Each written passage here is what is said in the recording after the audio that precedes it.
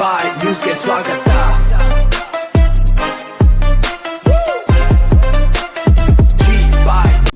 ಇದ್ರ ಬಗ್ಗೆ ಖಂಡನ ನಿರ್ಣಯ ಮಾಡಿದ್ದಾರೆ ತಮಿಳುನಾಡಲ್ಲಿ. ಡಿಎಂಕೆ ಅವರು ಖಂಡನ ನಿರ್ಣಯ ಮಾಡಿದ್ದಾರೆ. ತಮಿಳರನ್ನ ಕೊಂದಿದ್ದೀರಾ ಅಂತ ಅವರು ಡೈರೆಕ್ಟ್ ಆಗಿ ಹೇಳಿದ್ದಾರೆ. ತಮಿಳರನ್ನ ಕೊಂದಿದ್ದೀರಾ ಅನ್ನೋ ಮಾತನ್ನ ಹೇಳಿದ್ದಾರೆ. ಆಮೇಲೆ ಅಲ್ಲಿನ ಮುಖ್ಯಮಂತ್ರಿ ವಿಜಯನ್ ಅವರು ತಮಿಳರ ಹತ್ಯೆ ಬರ್ತಾ ಇದೆ ನೋಡಿ, ತಮಿಳರ ಹತ್ಯೆ ರಾಜ್ಯ ಸರ್ಕಾರದಿಂದ ತಮಿಳರ ಹತ್ಯೆ.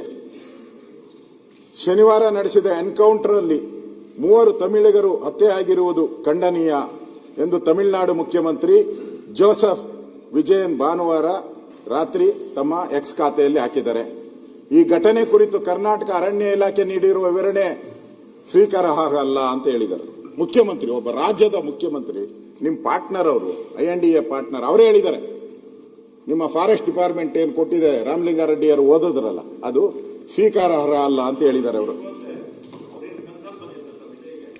ನಾನು ಈಗ ಓದ್ದೆ, ವಿಜಯ್ಗೆ ಏನು ಕನ್ಸಲ್ಟ್ ಬಂದಿತ್ತ? ಕರೆಕ್ಟ್ ಆಗಿ ಹೇಳಿದ್ರಿ. ಹಂಗಾರೆ ಲಾಯಕ್ಕಿಲ್ಲ ಅಂತಾನೆ ಅವ್ರ ಮುಖ್ಯಮಂತ್ರಿಗೆ. ನೀವ್ ಹೇಳಿದ್ರೆ ಅದನ್ನೇ ಹೇಳ್ಬಿಡ್ತೀನಿ. ರಾಮಲಿಂಗಾರೆಡ್ಡಿ ಹೇಳಿದ್ರು ವಿಜಯನ್ ಲಾಯಕ್ಕಿಲ್ಲ ಮುಖ್ಯಮಂತ್ರಿಗೆ ಅಂತಾನ. ಸಭಾಧ್ಯಕ್ಷರೇ, ಇದೇ ಅಶೋಕಣ್ಣ 20 ಜನ ನೀಟ್ ವಿದ್ಯಾರ್ಥಿಗಳು ತೋರಿಸಲಿಲ್ಲ. 20 ಜನ ನೀಟ್ ವಿದ್ಯಾರ್ಥಿಗಳು ಕಾಂಗ್ರೆಸ್ ಮುಖ್ಯಮಂತ್ರಿ ಹೇಳ್ತಾರೆ ವಿಜಯನ್ ನಾಲಾಯಕ್ ಅಂತ. ಕಾಂಗ್ರೆಸ್ ಮುಖ್ಯಮಂತ್ರಿ ಹೇಳ್ತಾರೆ ವಿಜಯನ್ ನಾಲಾಯಕ್ ಅಂತ. ವಿದ್ಯಾರ್ಥಿಗಳು ಆತ್ಮಹತ್ಯೆ ಮಾಡ್ಕೊಂಡ್ರೆ ಕಾಳಜಿ ತೋರಿಸಲಿಲ್ಲ ಅಲ್ಲ ಅಶೋಕಣ್ಣ?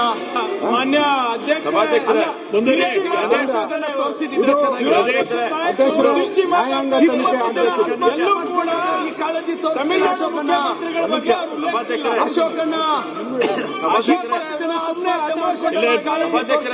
ಸಚಿವರು ಮಾತಾಡ್ತಾ ಇದ್ದಾರೆ. ದಯವಿಟ್ಟು ಇದೇ ಕಾಳಜಿ ಅಶೋಕಣ್ಣ ತೋರಿಸಲಿಲ್ಲ. ಹಾಕೊಂಡಿರೋದು ಸೇರಿ ಅವ್ರಿಗೇನು ಕನಸಲ್ಲಿ ಬಂದಿತ್ತ ಅಂತ ಕೇಳಿದೆ ಅಷ್ಟೇ. ನಾನು ಲಾಯಕ್ಕು ನಾಲಾಯಕ್ ಬಗ್ಗೆ ನಾನು ಮಾತಾಡಿದೆ. ಸರಿ ಕನಸಲ್ಲಿ ಬಂದಿತ್ತ ಅಂತ ಕೇಳಿದೆ. ಮಾನ್ಯ ಅಧ್ಯಕ್ಷೆ ಪ್ರಾಮಾಣಿಕವಾಗಿ ಅವ್ರಿಗೆ ನ್ಯಾಯ ಒದಗಿಸಬೇಕು ಅಂತ ಇದ್ದ, ರಾಜಕೀಯ ಮಾಡಬೇಕು ಅಂತ ಇದ್ದ.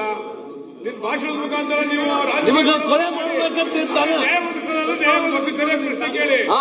ಅವ್ರ ಕುಟುಂಬಕ್ಕೆ ನ್ಯಾಯ ಕೊಡಿಸಿ ಬದುಕಿಸಿ, ಆಯ್ತು ಅವ್ರಿಗೆ ಬದುಕಿಸಿ ನ್ಯಾಯ ಕೊಡ್ತೀವಿ ಅವರಿಗೆ. ಆಯ್ತು.